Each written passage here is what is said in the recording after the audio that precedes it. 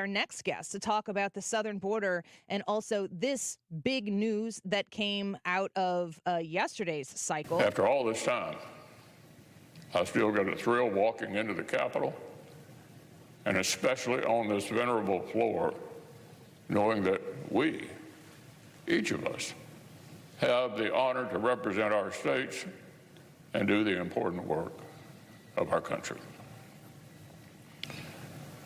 But Father Time remains undefeated. I'm no longer the young man sitting in the back, hoping colleagues would remember my name. It's time for the next generation of leadership.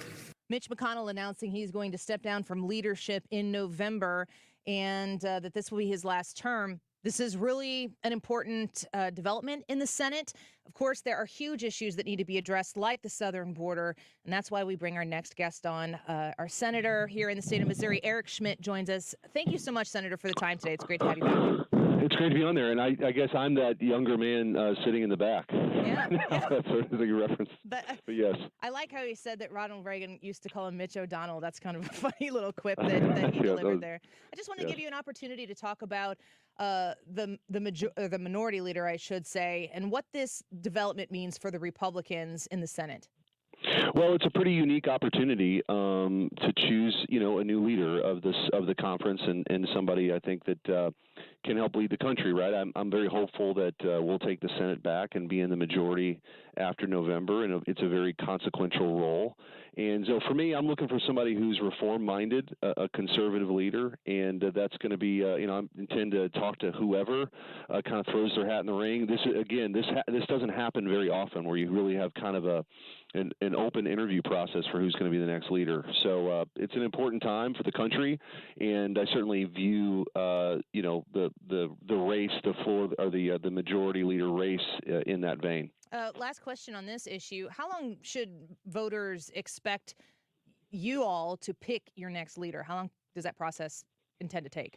Well, based on what he said yesterday, we'll after the election, when you have new members come in, typically those leadership elections happen the next week. So, the election's on Tuesday, and people usually get back the following week and make those selections. But, in the past, there hadn't been a lot of drama associated with this stuff.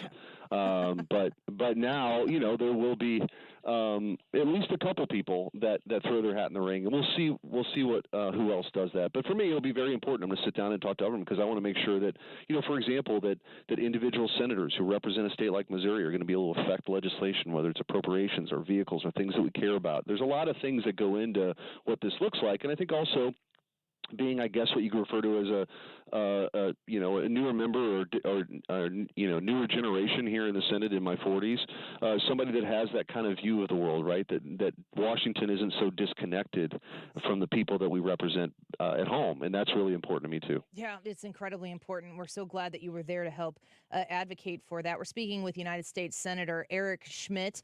I want to shift away from Mitch McConnell. We'll wait to see what develops there. The President of the United States has found the southern border. That's the good news. The Border Patrol Union tweeted out today at 8:37 a.m., "Attention, President Biden, keep our name out of your mouth today." What do you think about that tweet? They know what time it is, right? I guess they know what time it is. Look, the split screen today of Joe Biden being at the border with President Trump being at the border too. You couldn't have two of them more contrast in record, really. Under President Trump, we had the most secure border we've had in 40 years. In December of 2020, it was a 40-year low in illegal immigration, and now we have record numbers every month. And there's 9 million plus people here. We don't know who they are. We don't know where many of them come from. They're given a court date. They're released to the country a court date for sometime in the 2030s. I mean, no country in the history of the world has willingly ceded their southern border like we have. And so it's a total disaster. And by the way, the same laws exist right now that existed when President Trump was president. and when he secured the border. Joe Biden just doesn't want to enforce those laws. He doesn't want to bring back Remain in Mexico. He doesn't want to stop abusing the parole, which is supposed to be individualized, not based on what country you come from. And so there's a lot of things he could do right now to secure the border, but the truth is he doesn't want to. And even if he wanted to, which I don't think that he does, he's captive to the left, who are an open borders. The Democrats are an open borders party now, and we're seeing the results in real time. I'll give you one example. Venezuela had a really terrible crime problem a few years back. They just started sending their folks elsewhere. And now that many of those, the criminal element that was terrorizing parts of Venezuela are in the United States committing crimes. And so in addition to the fentanyl, in addition to the human trafficking, we're seeing this now play out in the United States. It's not in some other country. It's here, and it's perfectly preventable. It's a man-made crisis, and that man is Joe Biden. We're speaking with Senator Eric Schmitt here on the Annie Frey Show. I look at the bill that was sent from the Senate over to the House, saying Ukraine, Israel, and the House has sent H.R. 2 over to the Senate. And Joe Biden says, give me the power. There's a lot of blame going around everywhere, not a lot getting done on the southern border. Where do you and your fellow Republicans in the Senate stand on the current situation on who has to take responsibility, take action, and get something done right now? Joe Biden has every authority right now he needs under existing law to secure the border. That's the truth. And I just actually posted on X, and people can follow me at Eric_Schmitt. I just posted a tweet thread of a speech I gave on the Senate floor that laid out month by month the actions taken by Joe Biden to undo the initiatives that we had under President Trump. Methodically go through what are the few dozen actions that they took.